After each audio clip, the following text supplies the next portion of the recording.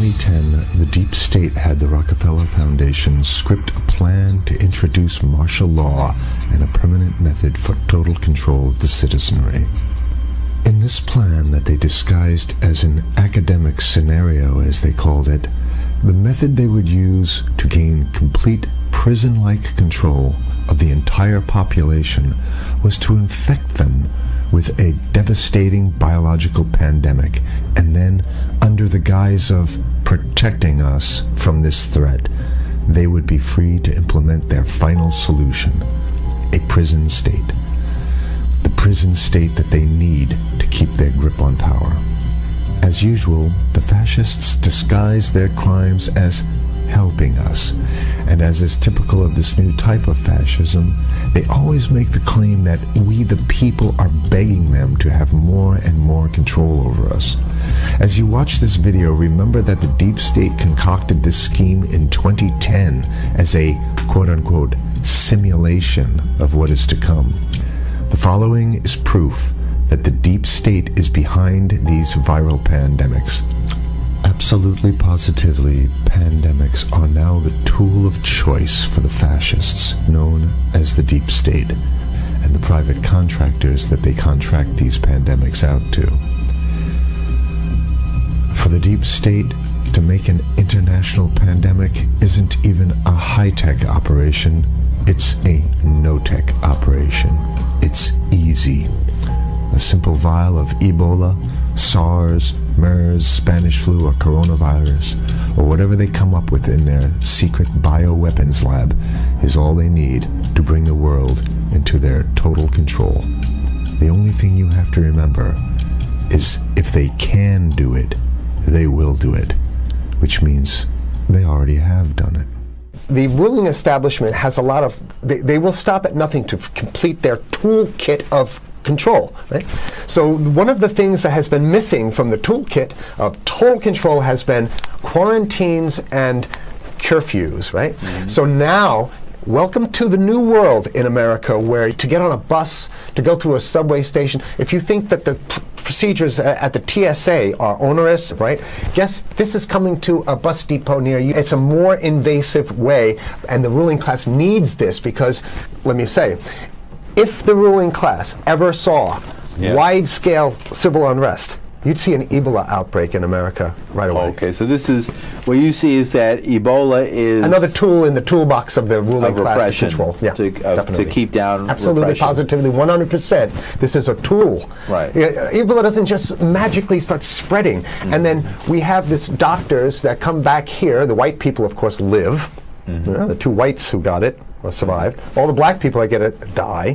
Right? It's very possible that these one of these NGOs over there is going around with a veil of Ebola or spreading it from a small plane onto villages. The point is to get hundreds of thousands of people infected with it and create the next phase of control. Now, one of the things I'd like to show to back up my my claims here. Here's a document from the Rockefeller Foundation. Rockefeller Foundation, right there. You can zoom in on that, where my finger is. It's called Scenarios for the Future International Development, the Rockefeller Foundation. All right. Okay. Let's take a look at what they're saying here.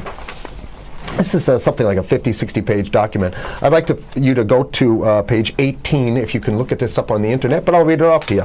It's called lockstep, lockstep. And this is a phrase that I used right after 2001 when I saw the entire system of the United States, including the population, were in lockstep. So the Congress went along, and yes, it was Osama bin Laden, and the people waved their flag and said, I hate, hate, hate, hate, and everything was in lockstep. Well, in 2010, they published this, Rockefeller Foundation, and here's what they're saying. They're saying that they call it a scenario. These are scenario narratives, and they speak about it in the past tense. So they put out this scenario, lockstep. A world of tighter, top-down government control and more authoritarian leadership with limited innovation and growing citizen pushback. Okay, I'll read a little bit of it. In 2012, the pandemic that the world had been anticipating for years, nobody was anticipating a pandemic, finally hit. Unlike 2009's H1N1, this new influenza strain originating from wild geese, they use some scenario, but this is Ebola they're talking about. Ahead. Even the most pandemic-prepared nations were quickly overwhelmed when the virus streaked around the world, infecting nearly 20% of the global population and killing 8 million in just 7 months, the majority of them healthy young adults.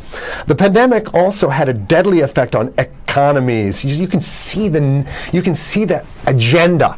Just naked, raw, naked control agenda written down, and it's anybody's guess how this becomes effectuated in real life. So whether this is written specifically as marching orders or whether people take it upon themselves in the intelligence networks to say, okay, well, this has been produced, so this is the plan here. But these narratives have to be written in advance because the intelligence agencies don't know how to do these narratives. They need help. So these think tanks, they come up with these like Rand Corporation, Rockefeller Foundation. These are think tanks of death. They're not the think tanks, they're not there to find great ways to help people. Right?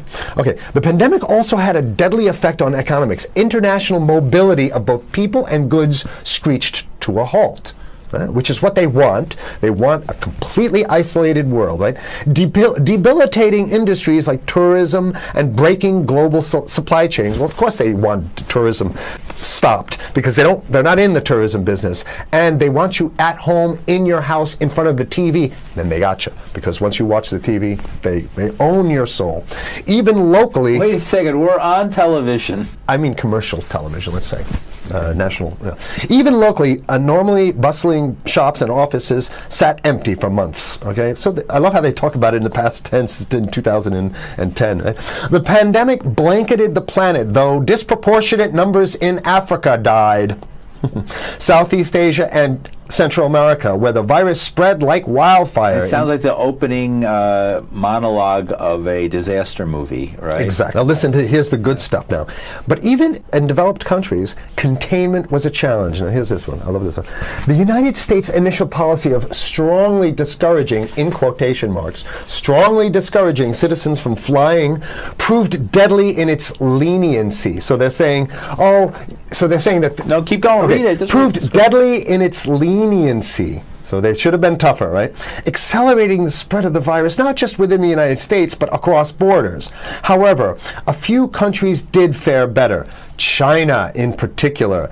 The Chinese government's quick imposition and enforcement of mandatory quarantine for all citizens, as well as its instant and near hermetic sealing off of all borders, saved millions of lives, stopping the spread of virus far earlier than in other countries. So the message is here is we have to look towards the Chinese, the oppressive totalitarian Chinese regime as an example of what we need to be doing here. And of course, the ruling class here loves the Chinese regime because they have demonstrated to the ruling class the most efficient form of capitalism, which is authoritarian capitalism. So we have capitalism, but unfortunately we have this like veil. I get it. We have this veil of democracy. This is very interesting. This is continue on. Okay. Okay. China's government was not the only one that took extreme measures to protect its citizens from risk and exposure. During the pandemic, national leaders around the world flexed their muscles, flexed their authority, and imposed airtight rules and restrictions. You can see the agenda. Okay, go. Okay. From the mandatory wearing of face masks to body temperature checks at the entries to communal spaces like that's what's happening right now. Yeah, but soon it's going to be like body. You know, it'll be at the subway. Yeah, well, is that what you're saying? We'll be going through this in the sub to get on buses and the subway, absolutely, things positively. like that. And what this means though is don't think about having a cigarette, a joint on you, or I mean, basically you can't. This is a dragnet for everything. So if in order for you in other words, just like with stop and frisk, this is ultimate stop and frisk. This is the ultimate cavity stop and frisk, cavity search kind of thing. All right, so during the pandemic, national leaders around there flex their authority. Now there's some good stuff. Listen to this. And even supermarkets, they want body checks at supermarkets, okay? So basically what they're saying is they're building a system where every move you make, you got to go through them. You can't get food. Well, how about if you go to the farmer's market? Right. Here's the good stuff now. I mean, it just keeps getting better.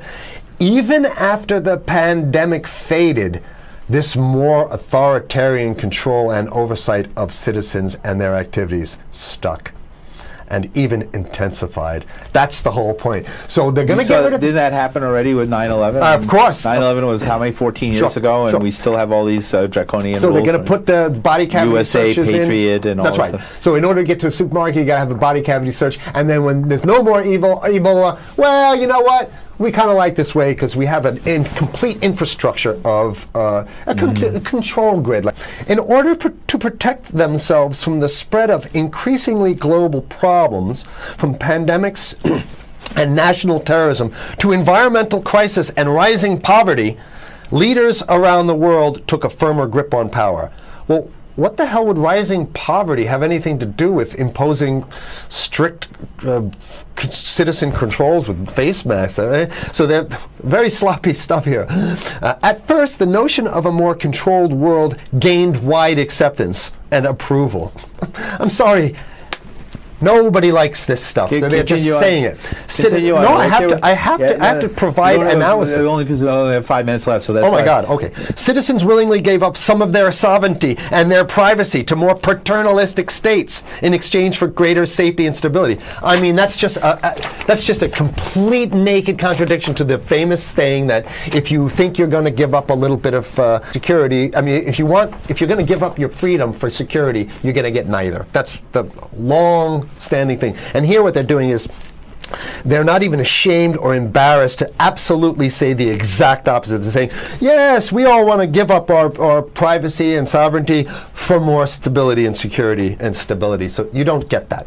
When you give it up like that, you get the shaft. Can you show us the cover again of what you were just reading? One more time, and then I have two more documents. Right, this is what we were reading here, and just zoom in a little bit so folks can see it. He'll zoom in, don't worry, you can relax. And scenarios for the future of technology and international development. Okay, now I have two more documents. Keep it zoomed. We have the National Security Memorandum of December 10th, 1974. This is Henry Kissinger's brainchild. The National Security Memorandum number 200. You can look that up on your internet. I'll summarize it. He says that there's too many people, we got to get rid of the population. So to answer your question. From earlier. Yeah, he says, he used the word depopulation, which is different. Depopulation means killing people that already exist, and it's to get the minerals, because we need the minerals. And here's another one. The CDC has a patent on Ebola. They patented it. Yeah? Right. So basically, if you want to get a cure for your Ebola, it says it right up here, right? It says human Ebola virus species and compositions and methods thereof, and it's a patent. It's a patent. They patented the main strain plus something like 17 other strains of it. So they own it now, and I don't know how exactly you can own that, but apparently they've done the same thing. Yeah, I didn't think you could own a natural. Yeah, you can. I guess the main thing to finish off this show is this: that they want to get more control, more and it's going to be curfews and quarantines. So what I'm saying is that unless the American people start to get some new way to revolt, a new way to organize, new way to protest, unless we can break through the apathy, because that's what we have here, then it's going to be a slave state here. The ruling class doesn't seem to have too much resistance. They're getting everything on their Christmas shopping list, and they've been wanting quarantines and curfews for a long time. Now they got it. And if you want to live in a world where you're tricked into all this stuff because it's for your safety, right? And if you want to have a probe and make sure you got to check your pockets, make sure you don't have anything incriminating on you before you go out, and when you step out of your house, you want some police there to monitor and see what you're doing. If that's the world you want to live in, be apathetic, don't do anything. You're going to get that world very soon. It's coming your way, definitely. Mm-hmm. Yeah. So what should people do? What's the hope? You have 30 seconds. To wake up, learn about it, and go fight these bastards in Washington. They're easy to beat. If we can just organize, we can beat them. It's simple. They're weak, and there's so few of them.